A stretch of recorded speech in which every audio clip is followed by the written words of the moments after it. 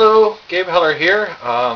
People were asking me if last night if I was doing anything for the anniversary of the tornado, and realized we hadn't done anything.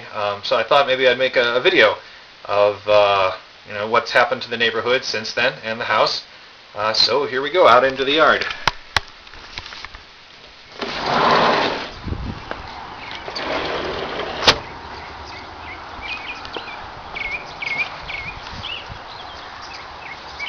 So here we have the electric mast. We were rather lucky. The day that they came to repair it, apparently the company had found the last piece of 3-inch pipe in the Twin Cities, because everybody was having to have their mast replaced as a result of the tornado. Found the last piece, and it wasn't even quite long enough as it was, so they had to actually use part of our old mast, the part that wasn't bent, on the top. Once we got the insurance money, we were able to get a new roof. We like our new roof a lot. It looks really good, and the only thing was we weren't here when they put it in, and so they didn't know that we don't actually use that satellite dish, and that they could have just left it off. And I don't know if they then replaced again the mast when they did the roof, because again we weren't here. But it looks like at the very least they painted it black. It wasn't black before, it was just sort of the same rusty color that the old mast was up at the top there, because that's where they put the old piece on top and the new piece on the bottom. Okay, so that's that. Continuing, I'm going to follow the left here so I don't miss anything.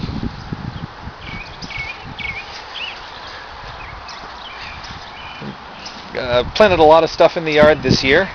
We're trying to grow tomatoes everywhere. We got one tomato here by the steps because we just had such bad luck with tomatoes. We're just going to plant them everywhere and see where they do well, and then maybe plant them again there next year. We're going to try and grow some ground cover here. We got some mint and some oregano, and we planted a tree here where the old cedar came down. Most of the tree stumps are still here because stump removal is rather expensive, but so we're growing tomatoes on top of the stumps, since one of the things that happened last year is all this nightshade came up all over the stumps, and it's a relative of the tomato, so we thought maybe the tomatoes would do well there. Let's see, here we've got the roof. I don't know if I knew when I made the other video, but we actually lost our chimney. It got sucked out of the roof. Most of what's inside is still there, but the outside was gone, so we got a new chimney. It's not brick, because the only thing we use it for is the water heater, and it doesn't produce that much heat, so we're not too worried about that. Here we have the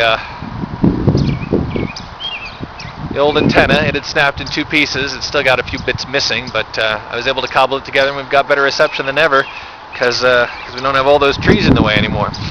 The rain barrel survived there, as you can see. Here's the grill. Remember the grill? It used to be over on the other side of the yard, but it's not even flat over there anymore because all the tree roots came up. So we moved it over here. Here we have lots of what's left of that cedar tree. And the rhubarb's just going to town this year. That's nice. This mulberry seems to have survived, as has the tree, the crabapple tree. You can see here's the yard, neighbor's yard. Remember, it was full of wood? Remember that? Did you see that video? So what happened was the county came and seized the property for failure to pay property taxes, and they came and took away all the wood, and then the fence fell over. We haven't done anything about that, but it keeps the grass down, so I guess I don't mind it too much. And they just mowed the lot flat, and it looks a lot nicer. Of course, disadvantage is now you can see how crappy the house looks, but at least I'm not worried about fire anymore, about fire starting back there. We've got a few things that's not been quite warm enough to put in the garden yet. Here we have the garden. This is what we did with the chimney, is we took the pieces of it and used it to repair the garden. So you can see we've got bricks from the chimney all along there holding the dirt back and the raised beds. And we've got all kinds of stuff we've put in here. I'll water it again pretty soon. And here's the garage. Other than messing with the doors, because it had gotten a little shifted and the doors were scraping against the ground when you tried to open them. Other than fixing the doors, we really haven't done a thing to the garage. The problem is that the maximum insurance settlement on the garage is $10,000, and we got it. We got the $10,000, but now the insurance company wants us to tear it down and build a new garage, and there's nobody who'll do that for $10,000 that we know of. I mean, if any of you out there in the internet land know somebody who'd build a garage for $10,000, just send them our way, because that would solve one of our big problems. So I mean, if we could just afford to build a new garage, we could just build it here, and then we could just move all the stuff out of this garage, and then we could tear it down. But the problem is we don't have anywhere to keep the stuff in the meantime, and in our neighborhood that's not good. You leave stuff sitting out on your lawn and people just take it. So the only other option is maybe we could get like a crew of 20 of Sarah's friends and relatives, and maybe some of my friends and relatives that come to come help us tear this garage down and build a new garage all in one weekend, before anyone can steal any of the stuff. That is unfortunately not looking like a real option, because there are not enough people free all at the same time to do that. A couple more tomatoes over here. Oh, there's this car. You might have seen it in the other pictures. I don't know if you could really see it, but unfortunately, while after the tornado, a limb that was hanging off the walnut by just a little bit fell on this car, because it used to be under the walnut, and it smashed the back window. And we've got a guy. He was recommended by the people who are fixing up one of the houses next door, who says he can fix it, but it's been about a week and we haven't heard from him. But he came out here once and he got it running a heck of a lot better than it was before. So thinks it needs a sensor and, of course, the rear windscreen. Here we have the walnut tree. As you can see, it is trying really hard to live.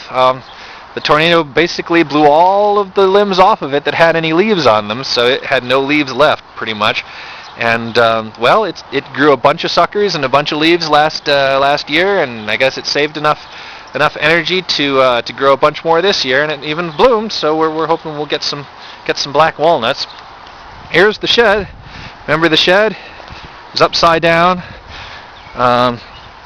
Most of the parts of it were still here, and the parts of it that weren't still here were pretty easy to replace. So I figured I'd try and put it back together, and it took forever because nobody wanted to help me. Nobody thought that it would work. And it did only sort of work. As you can see, this door keeps popping off of the rail here. I wish I could just buy a new rail and put it in here, and then it would be basically a shed again. It's still by no means the least good-looking shed in our neighborhood. There are some worse ones. At least one worse one.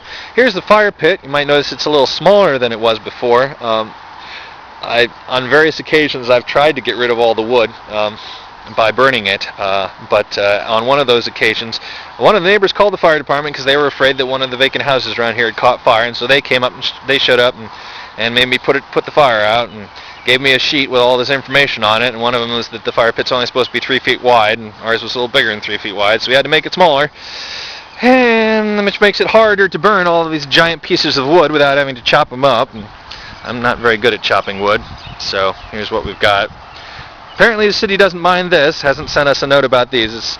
Large pieces of wood are not a problem, it's the small pieces of wood. No euphemism there at all. Here's the tent. It finally went flat. Still got a little wood in it, but I burned up most of that, so pretty soon we'll be getting rid of the tent. Maybe we can use it to cover up the garden before we plant, so that grass doesn't come up all over the place. Got another tomato here. Like I said, we got nightshade all over here. And here's what's left of the trees. After cutting off the tops of them, we were able to winch them up basically straight again. Not completely straight, but basically straight. Stump removal is really expensive, and I was actually hoping we could find somebody who would come along and carve these trees into interesting shapes. I think that would probably actually cost less than stump removal, and would be much neater. Got these wires. They were totally in the way and tripping people up who were trying to help us clean up around here. And this is the way I figured out to get them out of the way. Sort of look like they're still in the way, but I can walk under them without getting caught up. And this way they don't flap around in the breeze. If I were to cut them off at the house, I'm sure they'd flap around in the breeze, and that would be annoying. I don't know what the inspector's going to say about my solution, but hopefully they won't notice or care too much. The apple tree seems to be doing good, despite that near miss. The oak tree had opened up a big gash in the trunk, and you can still sort of see it there, but it seems to have survived. It's leafing out and flowering and everything, so hopefully the oak tree will survive. Though I think eventually we're probably going to cut it down because we planted all these other trees that are maples. At least I think this one's a maple. Looks like a red maple. That's why I planted it. And maybe we'll be able to get some maple syrup out of these guys eventually. But they still be a few years before the oak becomes a problem for them. I finally put in some boulevard trees here. It took them a year to get to doing it, but they just came by last week and put in a bunch of new boulevard trees. We didn't get one, probably because we still have the silver maple. We're lucky that way. So we don't have any trees in our boulevard, but there are all these new ones.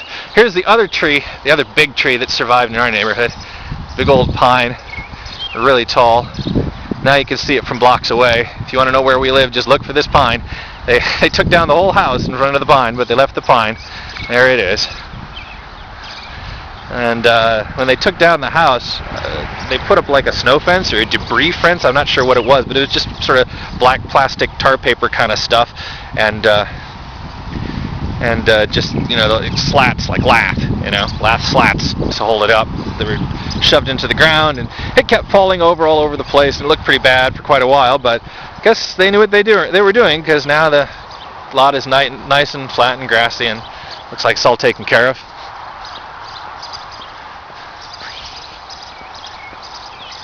Going the other direction down the street.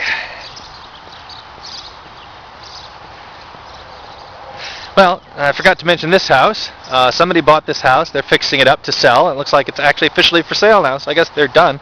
I went about it in a little weird manner. They showed them the very first thing they did was paint the entire interior, you know, and given that there were shingles missing and, you know, there was siding missing and stuff, that seems like a rather odd thing to do first, but, you know, eventually they got around to fixing everything up, and it looks really nice now, and hopefully we'll have some new neighbors soon.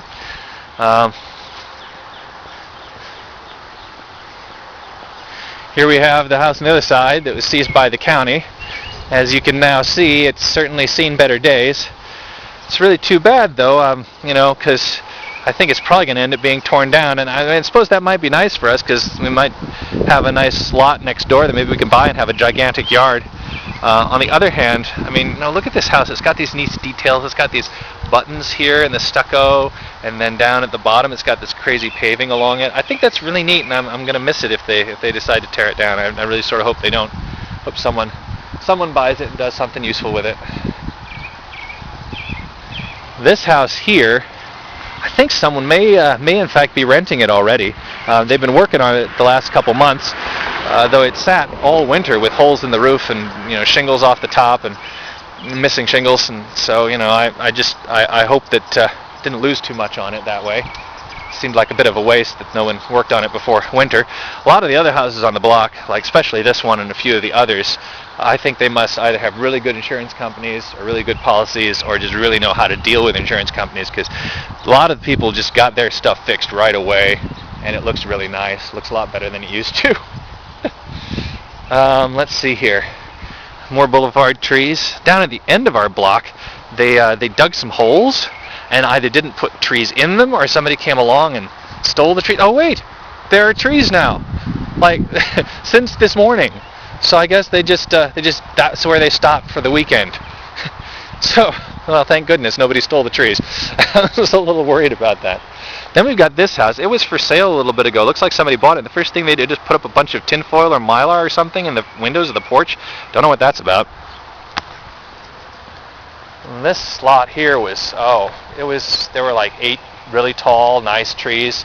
And they were, after the tornado, they were pointing all directions. They left a couple of them up for just a little bit, and I was hoping they would leave them up forever, but eventually they just took them all down. One of them is really trying to live there. You can see a bunch of suckers trying to grow out of that stump, and maybe eventually that'll be a tree again, but the rest of them, they're just gone. It's too bad. Well, heading back now. There's a few things to show you on the front of the house, and then we'll be done.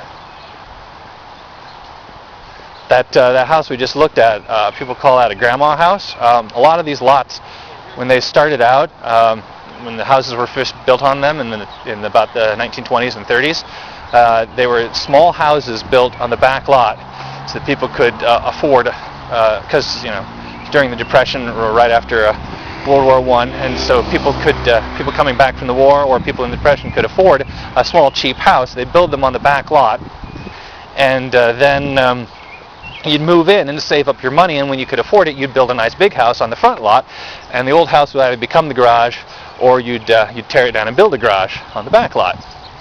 And some people never quite saved up the money, or decided they liked the small house, and so they're throughout neighborhoods of this age in Minneapolis, you'll see small houses on the back half of the lot every once in a while, and they call them grandma houses because they got a big front lawn. You can make it to a nice flower garden, and grandmas tend to like to live in them.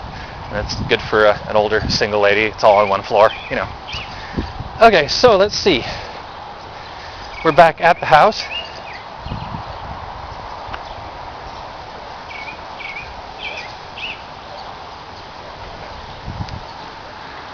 So the windows that you saw broken in front, I eventually put back together, and we put up here with plastic over them because they were cracked in a lot of places, and the wind just kept blowing the plastic down, and we kept putting it back up again. And then finally, when we got the insurance settlement, we went and bought some new storm windows and put them on here. They weren't too expensive. I managed to convince the insurance company that I wasn't going to try and, bilk them out of a bunch of money and get fancy new windows for the porch. I just wanted, something to keep the weather out. And once they understood that, that was fine. And they gave us easily enough money for that, so we got this here.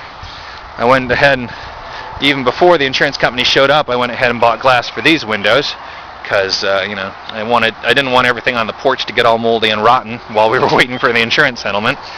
And we didn't really have enough plastic to cover up all these windows. I started with this window, though. This was the one that was boarded up. The only problem was that we boarded it up a little too well, I think. We tore some holes in the millwork around the outside. So one of these days we'll probably have to repair that. It's too bad. But, oh well. So I guess we've been all the way around the yard. I'm sure I forgot something I was going to say. I always forget something. But there we are. 1 year after the tornado. My tornado-damaged house and neighborhood.